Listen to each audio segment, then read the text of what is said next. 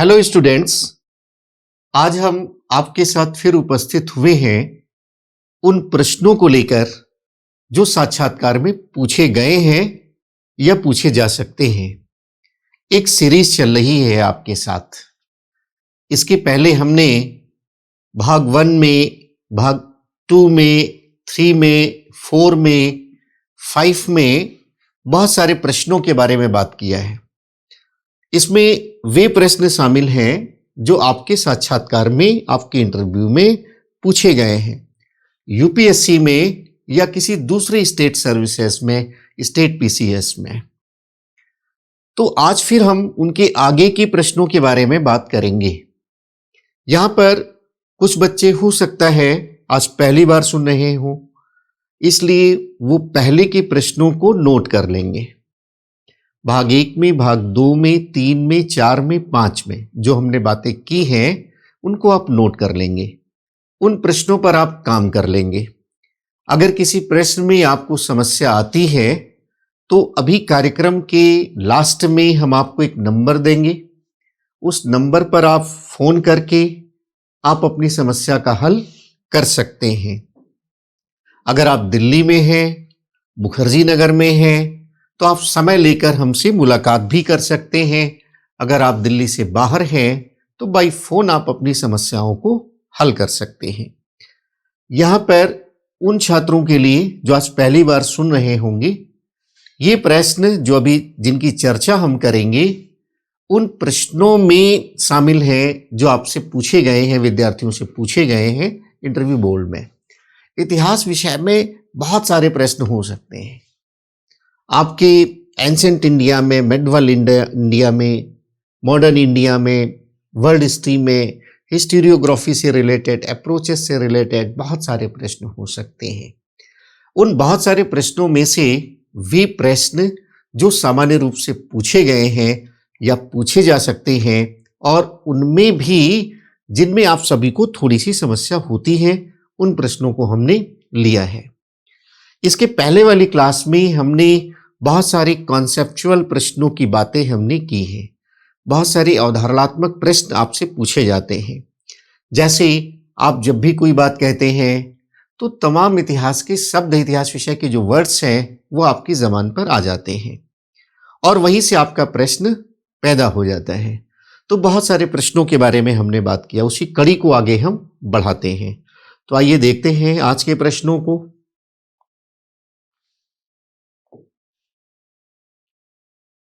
अवधारणात्मक प्रश्नों में जैसे जब भी आप कोई उत्तर देते हैं तो तमाम शब्द आपके उत्तर में आते हैं, और उन शब्दों में जैसे हमने पहले भी बताया, आपसे साम्राज्यवाद के बारे में, उपनिवेशवाद के बारे में, क्रांति के बारे में, ऐसे प्रश्न तमाम आप जब अपना उत्तर देते हैं तो वहीं से क्रॉस क्वेश्चन बन जाता है। तो उन्हीं प्रश्नों की श्रृंखला को आगे बढ़ाते हैं। सामान्य रूप से मैंने देखा है कि बच्चे अध्ययन करते हैं प्रारंभिक परीक्षा के स्तर पर, मेंस का अध्ययन करते हैं, इंटरव्यू के लिए जाते हैं, लेकिन मैंने ये देखा है कि तमाम बच्चों को, अनेक बच्चों को विषय के अध्ययन के बाद भी उनके जो कॉन्सेप्ट हैं विषय के वो क्लियर नहीं होते। उनमें जो अवधारणात्मक बातें होती हैं, जो संकल्पनाएं होती हैं, वो क्लियर नहीं होती है। बच्चे हर बात में, पॉलिटी में, हिस्ट्री में, समाजवाद क्या है, मार्क्सवाद क्या है, समाजवादी समाज, साम्यवादी समाज, ऐसे शब्दों का प्रयोग करते हैं। लेकिन जब पूछा जाता है समाजवाद क्या है, समाजवाद के कॉन्सेप्ट के बारे में, प्रकारों के बारे में, तो सामान्य रूप से बच्चे संतोषजनक उत्तर नहीं दे पाते। इसलिए हमारा आपसे यही कहना है कि आप जिन जिन प्रश्नों की मैं चर्चा कर रहा हूं उनको अच्छे से देख लें। आप इंटरव्यू में जाने से पहले आप उनको अच्छे से तैयार कर लें। इससे क्या होगा? इससे आपका आत्मविश्वास बहुत मजबूत होगा। अगर किसी प्रश्न के तैयार करने में आपको समस्या आती है तो मैं आपके साथ हूं। लास्ट में अभी एक नंबर हम देंगे, आप उस प्रश्न के माध्यम से अपनी समस्या का हल करा सकते हैं, या दिल्ली में आप हमसे मुलाकात भी कर सकते हैं। एक टाइम लेने के बाद मुखर्जी नगर में आपसे मुलाकात भी हो जाएगी। तो उन प्रश्नों में एक और प्रश्न जुड़ता है, समाजवाद क्या है। What is socialism. अब ये बात आपको क्लियर हो समाजवाद क्या है। बिल्कुल, अब जैसे एक वैज्ञानिक समाजवाद जिसकी चर्चा अक्सर आप करते हैं, एक प्रजातांत्रिक समाजवाद, जैसे हमारे संविधान में भी प्रस्तावना में जोड़ा गया था समाजवाद का शब्द, समाजवादी शब्द। और ये समाजवाद क्या है, कैसे हम प्राप्त करेंगे, तो प्रजातंत्र के माध्यम से प्राप्त करेंगे। तो क्या कोई और रास्ता है क्या? आगे आप देखेंगे वैज्ञानिक समाजवाद, जिसको साम्यवाद मार्क्सवाद भी कहते हैं। तो इसी से जुड़ा हुआ एक प्रश्न है, मार्क्सवाद क्या है, ये भी आपको तैयार करना है। तो ये दो प्रश्न आपके लिए बहुत इंपॉर्टेंट हो जाते हैं, कॉन्सेप्ट पूरी तरह से क्लियर हो। जिस विषय का आप अध्ययन करते हैं उस विषय में आपकी अवधारणाएं पूरी स्पष्ट हो आईएएस बनने के लिए। अब समाजवाद क्या है, मार्क्सवाद क्या है, तो स्वाभाविक सी बात होगी, एक प्रश्न बनेगा, समाजवाद और मार्क्सवाद में अंतर क्या है। What is the difference between socialism and Marxism. ये अपने आप में एक प्रश्न हो जाता है, क्या अंतर है। जैसे समाजवाद में हमने वैज्ञानिक समाजवाद की बात की, जो कि साम्यवाद हो जाता है। तो क्या अंतर है, मार्क्सवाद में समाजवाद में क्या अंतर है। आप देखेंगे कि समाजवाद वह रास्ता है जिसके माध्यम से हम साम्यवाद को प्राप्त करते हैं। तो अब ये रास्ता क्या है, साम्यवाद क्या है, मंजिल है, समाजवाद हमारा रास्ता है। तो दोनों में क्या क्या अंतर है, ये बातें आपको समझ के रखनी है। हिंसा कहाँ होगी, समाजवाद में होगी या मार्क्सवाद में भी होगी लक्ष्य को पाने के लिए। वर्ग संघर्ष कहाँ होगा, यहाँ होगा या वहां होगा। जो संसाधन है उनका वितरण किस प्रकार से, समाजवाद में कैसे होगा, मार्क्सवाद में कैसे होगा। राज्य की भूमिका वहां क्या है, यहाँ क्या है। तमाम प्रश्नों पर आपको काम करना होगा। जब आप बारीकी से अध्ययन करेंगे तभी इन प्रश्नों के जवाब आप दे पाएंगे। क्या बिना हिंसा के भी हम साम्यवाद ला सकते हैं, मार्क्सवाद ला सकते हैं? क्या बिना हिंसा के भी हम समाजवाद ला सकते हैं? क्या समाजवाद में हिंसा जरूरी है या बिना हिंसा के भी समाजवाद हो सकता है? तमाम प्रश्न बन सकते हैं। इसके बाद एक प्रश्न और बनता है, वह है क्रांति क्या है। आपने देखा होगा पूरे के पूरे इतिहास में ये शब्द आपको बहुत बार मिलता है, और जब आप इंटरव्यू बोर्ड में गए बहुत सारी बातें हुई, क्रांति शब्द आ जाता है बातचीत में। अमेरिकी क्रांति की बात होती है, रूसी क्रांति की बात होती है, चीनी क्रांति की बात होती है, गौरवपूर्ण क्रांति है, औद्योगिक क्रांति है, जीएस के तमाम विषयों में। मध्यकाल में आप खिलजी क्रांति की बात करते हैं, प्राचीन काल में आप बौद्धिक क्रांति की बात करते हैं, आधुनिक काल में आप 1857 के विद्रोह को क्रांति कह सकते हैं या नहीं कह सकते हैं, ऐसे प्रश्नों पर विचार करते हैं। तो ये शब्द आपको बार बार मिलता है। क्रांति क्या है, व्हाट इज रिवॉल्यूशन। तो आपको बिल्कुल स्पष्ट होना चाहिए क्रांति क्या है, क्रांति में और परिवर्तन में क्या अंतर है। जैसे क्रांति आप जब अध्ययन करेंगे तो फंडामेंटल चेंज को क्रांति कहते हैं, ये बात ऐसी कुछ बात आएगी वहां। मौलिक परिवर्तन जो होता है उसको हम क्रांति कहते हैं, ये बात आएगी। तो परिवर्तन और मौलिक परिवर्तन में क्या अंतर है। क्रांति में जब भी हमने विद्यार्थियों से पूछा क्रांति के बारे में, तो अक्सर विद्यार्थी हिंसा की बात ज्यादा करते हैं। क्रांति का मतलब जो है हिंसा करना, हिंसा के माध्यम से उद्देश्यों को प्राप्त करना, इस प्रकार की बात भी कहते हैं। तो क्रांति में क्या हिंसा आवश्यक है, क्या हिंसा जरूरी है, या बिना हिंसा के भी क्रांति हो सकती है, ये आपको समझना होगा। और कई बार हमने इसको बातें भी आपको बताई है। गौरवपूर्ण क्रांति, एक इशारा कर देते हैं आपको, ग्लोरियस रिवॉल्यूशन इंग्लैंड में हुआ था 1688 में, कोई हिंसा नहीं, क्रांति है। तो कॉन्सेप्ट बिल्कुल क्लियर होंगे तभी आप इन सब बातों को बता पाएंगे आप। उदाहरण भी इंडस्ट्रियल रिवॉल्यूशन, औद्योगिक क्रांति, क्रांति शब्द का इस्तेमाल हुआ है, कोई हिंसा नहीं है। आप जीएस के बहुत सारे टॉपिक करते हैं, आप व्हाइट रिवॉल्यूशन की बात करते हैं, पिंक रिवॉल्यूशन की बात करते हैं, ब्लैक रिवॉल्यूशन की बात करते हैं, कोई हिंसा नहीं है वहां पर। तो फिर कैसे क्रांति का अर्थ क्या है, कैसे आप लेंगे, ये थोड़ा सा क्लियर होना चाहिए। इसके बाद एक शब्द आता है सामंतवाद क्या है। प्राचीन काल में भी आप देखेंगे पूरा का पूरा विषय आपने अध्ययन किया है फ्यूडलिज्म के बारे में। व्हाट इज फ्यूडलिज्म, सामंतवाद क्या है, ये आपको समझना होगा। कहां से इसका विकास शुरू होता है, कैसे ये पूरी तरह से विकसित रूप में आता है गुप्त काल के बाद, कैसे सामंतवादी विकास तीव्र हो जाता है, कैसे पराकाष्ठा पर आता है, इसको थोड़ा सा आपको देखना होगा। और ये जो सामंतवाद है यह एक प्रकार से राजनीतिक विकेंद्रीकरण, जैसा आप जानते ही होंगे। सामाजिक रूप से आप देखेंगे शोषण की व्यवस्था है, और इकोनॉमी में ये क्लोज्ड इकोनॉमी की बात होती है। तो सामंतवाद में देखेंगे कि जो एक बड़ा सा राज्य है वो अनेक भागों में बढ़ जाता है, और हर एक भाग में हम एक सामंत की नियुक्त करते हैं, ये केंद्रीय शासक है। और ये सामंत जब शक्तिशाली हो जाता है तो अपने राज्य को भी कई भागों में बांट देता है, इसके अधीन बहुत सारे सामंत हो जाते हैं, तो एक श्रृंखला स्थापित होती है। तो ये पूरी की पूरी व्यवस्था किस प्रकार की व्यवस्था है, राजनीतिक विकेंद्रीकरण की व्यवस्था है। सामंत जो है उसके बहुत सारे अधिकार होते हैं, तो सामाजिक रूप से आम लोगों का शोषण होता है, लोगों से बिगाड़ लिया जाता है। और चूंकि राज्य अनेक भागों में बढ़ जाता है, बड़े बड़े सामंत अपने नियम कानून बनाने लगते हैं, तो हर क्षेत्र में अपना नियम कानून हो जाता है, सीमाएं हो जाती हैं।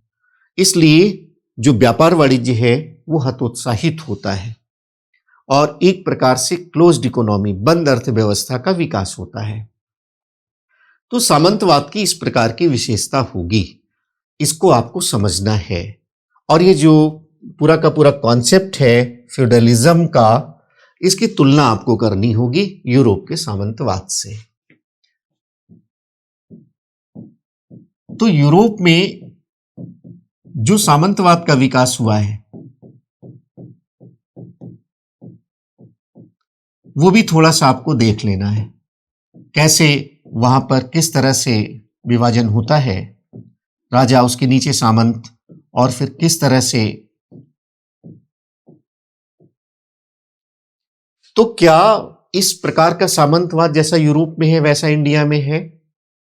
अगर वैसा नहीं है तो क्या डिफरेंस है, समझना पड़ेगा। क्या अंतर है दोनों में, यह आपको समझना पड़ेगा। इसलिए तुलनात्मक ढंग से आपको देखने की आवश्यकता पड़ेगी। सामंतवाद में आपको क्लियर करना है। उम्मीद करते हैं आपने मेंस में काम भी किया होगा। सामान्य रूप से जो बच्चे मेंस में अच्छा काम करते हैं, कोई दिक्कत नहीं आती है, और फिर भी कोई मानसिक बाधा आती है तो हम लोग अपने अनुभव के माध्यम से उसको दूर करते हैं। तो दोनों को आपको देख लेना होगा, दोनों के तुलनात्मक अध्ययन आपको करना होगा। आगे के प्रश्नों को हम देखें। जैसे जिसकी चर्चा अभी हमने किया है वही आगे का प्रश्न भी है। भारतीय सामंतवाद एवं यूरोपीय सामंतवाद में अंतर क्या है, डिफरेंस क्या है, जिसकी चर्चा अभी हमने पहले ही कर दी। यह एक प्रश्न के रूप में है। एक तो सामंतवाद से क्या समझते हैं, भारत में सामंतवाद का उद्भव, विकास, कॉन्सेप्ट क्लियर हो, और फिर स्वाभाविक है सामंतवाद जो यूरोप में है उसका विकास कैसे हुआ, वहां सामंतवादी स्थिति क्या है, और दोनों में डिफरेंस क्या है, ये आपको समझना होगा। प्रश्न आपका है, what is the difference between Indian feudalism and European feudalism, ये आपको तैयार करना होगा। इसके बाद एक प्रश्न होगा, सभ्यता क्या है, सभ्यता क्या है, व्हाट इज सिविलाइजेशन, सभ्यता क्या है, एक बहुत महत्वपूर्ण प्रश्न बन जाता है। आप पूरे इतिहास में आप देखेंगे हड़प्पा सभ्यता से ही बात हो जाती है। हड़प्पा सभ्यता, हड़प्पा संस्कृति, अब क्या कहेंगे उसको। सभ्यता कहना उपयुक्त होगा या संस्कृत कहना उपयुक्त होगा? वैदिक संस्कृति की बात करते हैं। सामान्य रूप से आप पुस्तकों में देखेंगे आपको हड़प्पा सभ्यता ही लिखा होगा, हड़प्पन सिविलाइजेशन, और वैदिक वाले टॉपिक में आपको वैदिक कल्चर ही लिखा होगा हेडिंग के रूप में। तो सभ्यता क्या है? मनुष्य जो अपनी विकास यात्रा पाषाण काल और उसके पहले आदिम युग से शुरू करता है, जब मानव का जीवन पशु जैसा था, तो कैसे विकास करता है, जीवन को सरल बनाने के लिए, सहज बनाने के लिए किस प्रकार से भौतिक उपकरणों का विकास करता है, तो उसको थोड़ा सा समझने की आवश्यकता होगी। और जो भौतिक उपकरणों का विकास होगा, भौतिक विकास होगा, सामान्य रूप से सभ्यतागत विकास उसी से संबंधित होगा, तो वो आपको समझना पड़ेगा। और जो मनुष्य का वैचारिक विकास है, आंतरिक विकास है, वो कहीं ना कहीं संस्कृति से जुड़ा होगा, कल्चर से जुड़ा होगा। जैसे हमारे आचार विचार, उठने बैठने का तरीका, खान पान एंड सो ऑन, विस्तार से आपको देख लेना है। सारांश में आप ऐसा दिमाग में थोड़ा सा रखिए, अगर ये हमारा शरीर है तो ये हमारी आत्मा है, अगर ये स्थूल है तो ये सूक्ष्म है, इस प्रकार की बात। इसके बाद और भी प्रश्न बनते हैं। सभ्यता संस्कृत के बाद आप देखेंगे एक प्रश्न आपका है, सभ्यता एवं संस्कृत में क्या अंतर है? सामान्य रूप से देखा है हमने, विद्यार्थीगण एक जैसी चीज समझते हैं, लेकिन शब्द दोनों अलग अलग हैं। सभ्यता जो है उसके लिए इंग्लिश में शब्द हम लोग इस्तेमाल करते हैं सिविलाइजेशन, और संस्कृत के लिए शब्द यूज करते हैं कल्चर। कल्चर में हम धर्म, दर्शन, कला, साहित्य, शिक्षा की बात करते हैं। सामान्य रूप से हमारा आचार, सामान्य रूप से अगर जीवन से जोड़े हैं हम, तो हमारे आचार विचार, खान पान, उठने बैठने के तरीके, और जीवन को सरल बनाने के लिए, सहज बनाने के लिए हम जिन भौतिक उपकरणों का विकास करते हैं, वो सभ्यतागत विकास के अंतर्गत आ जाता है। जैसे आप अपने पाठ्यक्रम में करते हैं, भौतिक विकास की दृष्टि से हड़प्पा का विशेष महत्व था, तो हड़प्पा सभ्यता, नगरों का विकास एंड सो ऑन, बहुत कुछ हमने वहां देखा। तो इसको बहुत आप अपने ढंग से बिल्कुल स्पष्ट करेंगे। क्लास में जो मेंस की क्लास होती है, उसमें एक एक शब्द को, एक एक अवधारणा को हम बहुत विस्तार से आपको समझाते हैं, लिखाते हैं। आपने मेंस क्वालिफाई किया है, इंटरव्यू देने वाले छात्र हैं, आपने अध्ययन ही किया होगा, फिर भी कहीं कोई समस्या आती है तो आप मुझसे संपर्क कर लेंगे। इसके बाद जैसे एक शब्द आता है, सामान्य रूप से वर्ल्ड हिस्ट्री में भी मिलता है, इंडियन हिस्ट्री में भी मिलता है, एक शब्द है पुनर्जागरण। पुनर्जागरण, रेनेसा, और उसी को भारत में जैसे नवजागरण शब्द भी कहते हैं, पुनरुत्थानवादी आंदोलन भी कहते हैं, रिसर्जेंस। तो पुनर्जागरण, नवजागरण या पुनरुत्थान क्या है? व्हाट इज रेनेसा और रिसर्जेंस क्या है? अब एक तो शब्दों का ही पूरा आपको समझना होगा। पुनर्जागरण, तो पुनर्जागरण जो हुआ है यूरोप में, रेनेसा जिसको आप कहते हैं, क्या ये शब्द ठीक है हिंदी में? इंग्लिश में जैसे आप जानते हैं फ्रेंच वर्ड है रेनेसा। जब आप अध्ययन करेंगे, आपने अध्ययन वर्ल्ड हिस्ट्री में किया ही है, किया होगा आपने, उसका शब्द होता है, शाब्दिक अर्थ होता है पुनर्जन्म, रीबर्थ।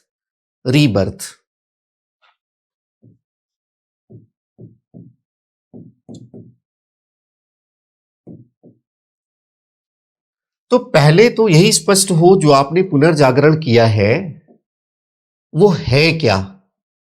सामान्य रूप से ये माना जाता है यूरोप में, मैं आपको हिंट दे देता हूं, कि जो प्राचीन काल, मध्यकाल और आधुनिक काल, जो मध्यकाल का जो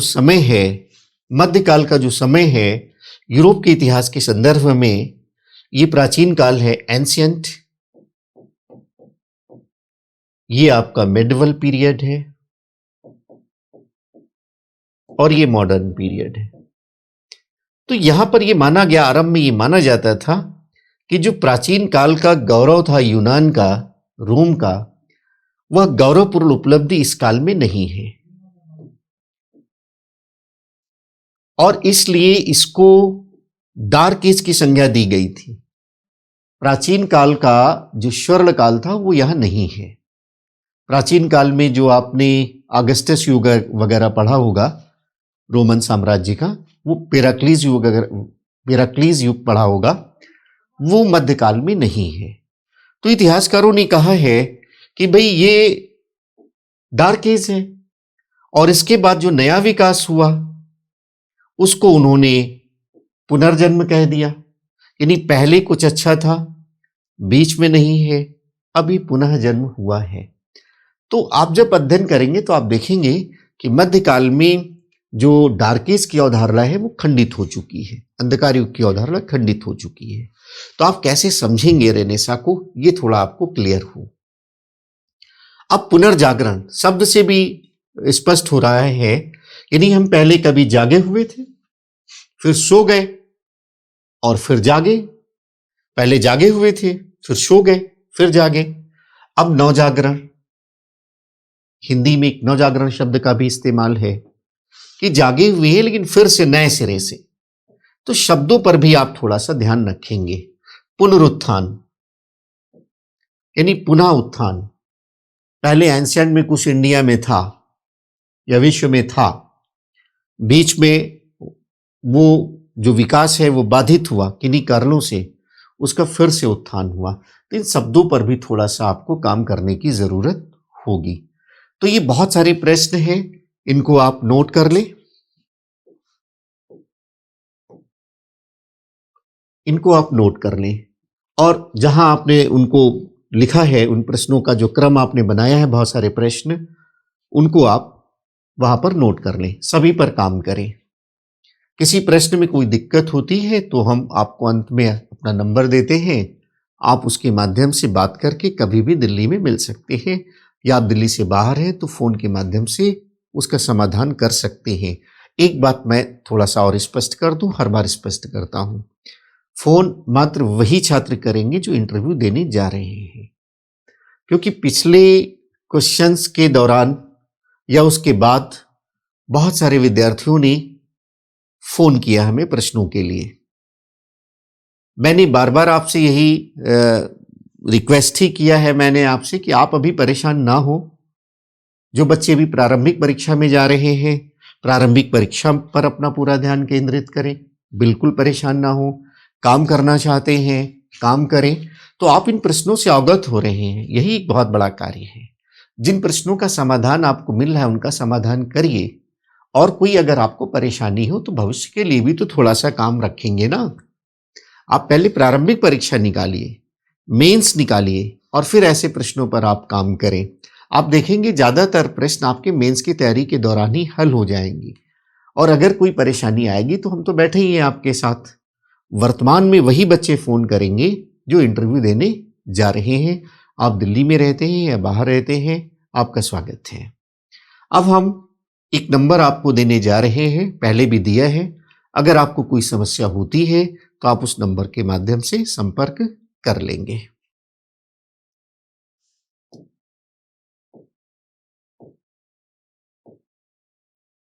नंबर आप नोट कर लें।